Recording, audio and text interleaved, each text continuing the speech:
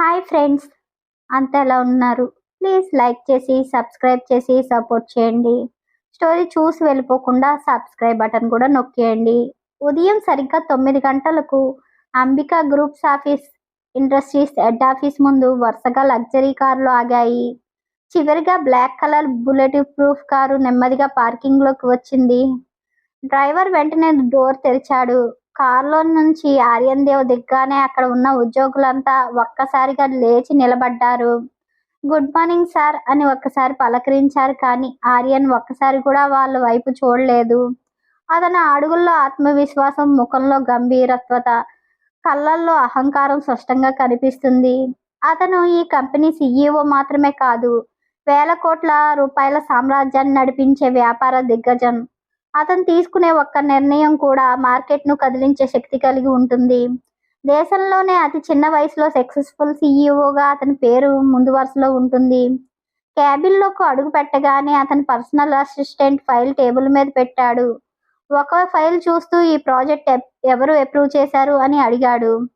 Sir, marketing team అని చెప్పగానే వెంటనే వాళ్ళందరినీ మీటింగ్ రూమ్కి పిలువు అన్నాడు. 10 నిమిషాల తర్వాత మీటింగ్ మొదలైంది. ఒక్కొక్క స్లైడ్ చూస్తూ చిన్న తప్పును కూడా పట్టుకుని వదలలేదు. ఈ స్థాయిలో పని చేయడానికి మీరు జీతాలు తీసుకుంటున్నారా, లేక కంపెనీని నష్టపెట్టడానికా అని గట్టిగా అరిచాడు. హాల్ మొత్తం నిశ్శబ్దంగా మారిపోయింది. ఎవరు తల కూడా ఎత్తలేదు. ఆర్యన్ తప్పులు అస్సలు నచ్చవు, సహించడు. పనిలో భావోద్వేగాలకు చోటు ఉండదని అతని నమ్మకం. అందుకనే కంపెనీలో చాలా మంది అతన్ని గౌరవం కంటే భయంతో ఎక్కువగా చూస్తుంటారు. కానీ అతను కఠినత్వం వెనక ఒక విరిగిపోయిన జీవితం దాగి ఉంది. ప్రేమించి చేసుకున్న పెళ్లి విఫలమైపోయింది. ఇప్పుడు భార్యతో విడిగా ఉంటున్నాడు. విడాకులు ప్రక్రియ కొనసాగుతుంది. వారికి ఒక చిన్న పాప ఉంది. ఆమె తన తల్లి దగ్గర ఉంటుంది. నెలకు ఒకసారి మాత్రమే ఆమెను చూసే అవకాశం అతనికి దొరికింది. ప్రతిసారి కూతుర్ని వదిలి తిరిగి వచ్చినప్పుడు అతని మనసు విరిగిపోతుంది. కానీ ఆ బాధను బయటకు చూపించడు. ఆ ఆవేదన కోపంగా మార్చుకుని జీవితాన్ని ఇలా కొనసాగిస్తున్నాడు. రాత్రులు ఇంటికి వెళ్ళిన అతనికి తోడు ఫైళ్ళు, నిశ్శబ్దం, మద్యం మాత్రమే. నవ్వడం కూడా దాదాపు ఆగిపోయింది. కంపెనీలో అందరూ అతన్ని ఒక పేరుతో పిలుస్తారు, ది ఐరన్ సీఈఓ. ఎందుకంటే అతను హృదయం రాయిలాగా మారిపోయింది. అందరూ నమ్ముతారు, కానీ ఆ రాత్రి మనసు కరిగించే వ్యక్తి చాలా దగ్గరలోనే అతని జీవితంలోకి అడుగుపెట్టబోతుంది. సాయంత్రం 5 గంటలు Ambika groups of industry head ఆఫీస్లో చివరి మీటింగ్ కూడా ముగిసిపోయింది. డైరెక్టర్లు ఒక్కొక్కరిగా బయటకు వెళ్ళిపోయారు. కానీ ఆర్యన్ దేవ్ మాత్రం ఇంకా తన క్యాబిన్లో కూర్చుని ఫైర్లు పరిశీలిస్తున్నాడు. అతనికి పనంటే పిచ్చి. పగలు రాత్రులు అని తేడా లేకుండా కంపెనీ గురించి ఆలోచిస్తాడు. అతని జీవితంలో కుటుంబం కంటే బిజినెస్కే ఎక్కువ స్థానం ఇచ్చాడు. అదే సమయంలో అతని పర్సనల్ అసిస్టెంట్ లోపలికి వచ్చాడు. సార్, మీరు 3 రోజులుగా లంచ్ కూడా సరిగ్గా చేయట్లేదు. డాక్టర్ కూడా కొంచెం రెస్ట్ తీసుకోమన్నారు అని మెల్లగా చెప్పాడు. ఆర్యన్ ఫైల్ నుంచి తల కూడా ఎత్తకుండా, నాకు పని ఎలా చెయ్యాలో నువ్వు నేర్పించిన అవసరం లేదు. నేను ఎప్పుడు తినాలో, ఎప్పుడు ఏం చెయ్యాలో నువ్వు నాకు చెప్పవలసిన అవసరం లేదు. బయటికి వెళ్ళండి అని గట్టిగా అన్నాడు. ఆ ఒక్క మాటతో అతను భయపడి బయటికి వెళ్ళిపోయాడు. రాత్రి 8 గంటలు దాటాక ఆర్యన్ ఆఫీస్ నుంచి బయలుదేరాడు. కంపెనీ మొత్తం ఖాళీ అయిపోయిన తర్వాత అతని క్యాబిన్లో మాత్రం లైట్లు చివరిగా ఆగాయి. అందుకే ఉద్యోగులు, సార్ ఆఫీసులో ఉన్నంత వరకు మేము కూడా ఊపిరి పీల్చుకోలేం అని చెప్పుకునేవారు. ఇంటికి చేరుకున్నాక కూడా అతనికి విశ్రాంతి లేదు. కోట్ తీసి సోఫాలో పడేసి నేరుగా స్టడీ రూమ్లోకి వెళ్ళాడు. అక్కడ గోడల మీద ఉన్న అవార్డులు, బిజినెస్ మ్యాగజైన్ కవర్లు, విజయాలకు గుర్తులు చాలానే ఉన్నాయి. ప్రపంచాన్ని అతను విజేతగా చేసింది, కానీ ఆ గదిలో మాత్రం అతనికి ఒంటరితనం మాత్రమే మిగిలింది. టేబుల్ మీద ఉన్న ఒక చిన్న ఫోటో ఫ్రేమ్ను చేతిలోకి తీసుకున్నాడు. అందులో నవ్వుతూ కనిపిస్తున్న చిన్నారి ముఖాన్ని కొన్ని క్షణాలు మౌనంగా చూశాడు. పెదవులపై చిరునవ్వు మెరిసిన, కళ్ళల్లో మాత్రం బాధ స్పష్టంగా కనిపించింది. వెంటనే ఆ ఫోటోను మళ్ళీ అలాగే పెట్టి తన భావోద్వేగాల్ని దాచేశాడు. బాల్కనీలో నిలబడి వెలుగులు జిమ్ముతున్న నగరాన్ని చూస్తూ నిశ్శబ్దంగా డ్రింక్ తాగుతున్నా అతనికి తెలీదు. అతని జీవితాన్ని మార్చే తుఫాను తన దగ్గరలో, చాలా దగ్గరలోనే ఉందని. అదే సమయంలో నగరానికి దూరంగా విస్తరించిన వందల వేల ఎకరాల మధ్య రాజభవనంలో నిలిచిన అంబికా నివాస్. ఈ ఇంటి గుమ్మం దాటాలంటే డబ్బు మాత్రమే కాదు, హోదా కూడా ఉండాలి. ఆ రాజకీయ నాయకులు, పారిశ్రామికవేత్తలు, సినీ ప్రముఖులు ఇలా చాలా మంది ఈ ఇంటికి వస్తూ వెళ్తూ ఉంటారు. ఈ కుటుంబం పెద్ద శేఖర్ దేవ్, అంబికా గ్రూప్స్ ఇండస్ట్రీ స్థాపకుడు. వయసు పెరిగినా ఆయన మాట ఇప్పటికీ ఇంటిలో కాదు అనే వాళ్ళు లేరు. వ్యాపార ప్రపంచంలో కూడా ఎంత విలువ ఉందో అతనికి. అయినా భార్య లక్ష్మీదేవి ఈ పెద్ద కుటుంబాన్ని ప్రేమతో కట్టి పాడేసే ఇల్లాలు.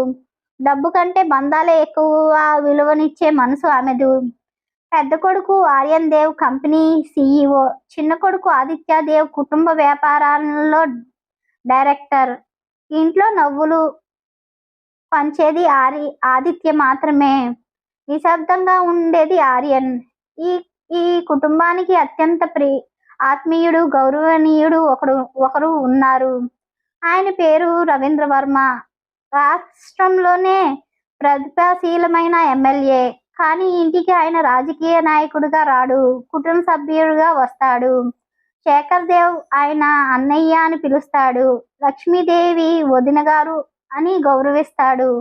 ఈ ఇంటి పిల్లలందరూ నుంచి ఆయన్ను రవీంద్ర మావయ్య అని పిలుస్తూ పెరిగారు. రవీంద్ర వర్మకు ఇంటికి వస్తుంటే ఇంట్లో అందరి ముఖాలు చిరునవ్వులో కనిపిస్తాయి. శేఖర్ దేవ్ స్వయంగా గేటు వరకు వెళ్ళి ఆహ్వానిస్తాడు. లక్ష్మీదేవి ఆయనకు ఇష్టమైన వంటకాయలు చేస్తుంది.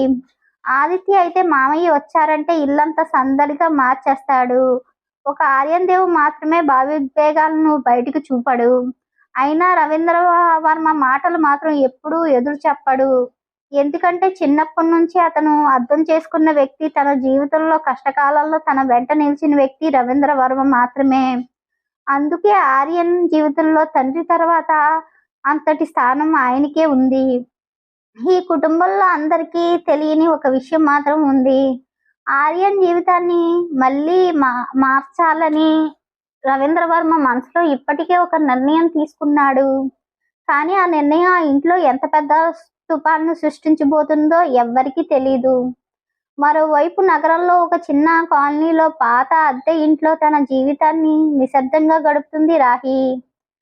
ఒకప్పుడు నవ్వులతో కలకాలాడిన ఆమె జీవితం ఇప్పుడు బాధలు, బాధ్యతలతో నిండిపోయింది. ఆమె ప్రతి ఉదయం ముఖంపై చిరునవ్వు పెట్టుకుని తన కుటుంబం కోసం పోరాడుతుంది. ఇంట్లో మంచంపై బలహీనంగా పడుకుని ఉంది ఆమె తల్లి సరోజమ్మ. కొన్ని నెలలుగా తీవ్ర అనారోగ్యంతో బాధపడుతుంది. శరీరంలో బలం లేదు, ఎక్కువసేపు నడవలేదు. మందులు లేకపోతే ఒక్కరోజు కూడా ఆమెకు గడవదు. కానీ తన కూతురు కష్టపడుతుంటే మాత్రం కన్నీళ్లు దాచుకుని నేను బాగానే ఉన్నానమ్మా అని సర్ది చెప్తుంది. నువ్వు పిల్లల గురించి ఆలోచించుకో అని చెప్తుంది. ఆ మాటలు విన్న ప్రతిసారి రాహి గుండె ముక్కలయ్యేది. ఎందుకంటే తన తల్లికి మంచి వైద్యం చేయించాలని కోరిక ఉన్నా చేతిలో డబ్బులు లేక చేయించాలన్న కోరికను ఆపుకునేది. రాహి తండ్రి కొన్ని సంవత్సరాల క్రితం ఈ లోకాన్ని విడిచి వెళ్ళిపోయాడు. అప్పటి నుంచి ఆ ఇంటికి పెద్ద దిక్కు లేదు.